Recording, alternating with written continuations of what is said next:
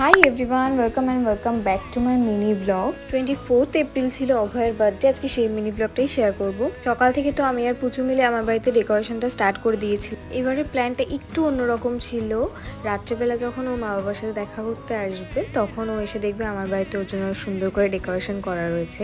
এটাই এবারের প্ল্যান ছিল। তো সেই মতোই কাজ শুরু করে দিয়েছিলাম। আর আমি প্রতিবার ওর জন্য যে হ্যান্ডমেড গিফটটা বানাই সেটাও রেডি করে দিলাম। সব কাজকর্ম কমপ্লিট করে গেছিলাম রেডি হতে। আর খুব তাড়াতাড়ি করে রেডি হয়েছি কারণ প্রচুর লেট হয়ে গেছিলো। রেডি হয়ে তাড়াতাড়ি করে বেরিয়ে গেলাম যে রেস্টুরেন্টটাতে সেলিব্রেট হবে সেখানে। আর বন্ধুরা সবাই ওখানেই ওয়েট করছিল। আর ওরা যে কেকটা এনেছিল অভয়ের জন্য সেটা ভীষণ ফানি ছিল। এটা নিয়ে আমরা প্রচুর হাসাহাসি করেছি।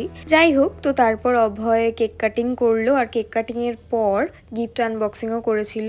এর মধ্যে আমাদের খাওয়া দাওয়ারও চলে এসেছিল আর আমরা সবাই মিলে খাওয়া দাওয়া করে নিলাম। আর গিফট আনবক্সিং আর ওর রিয়াকশন কিরকম ছিল সেটা দেখার জন্য পরের পার্টটা দেখতে হবে। তো চলো, আজকে টাটা।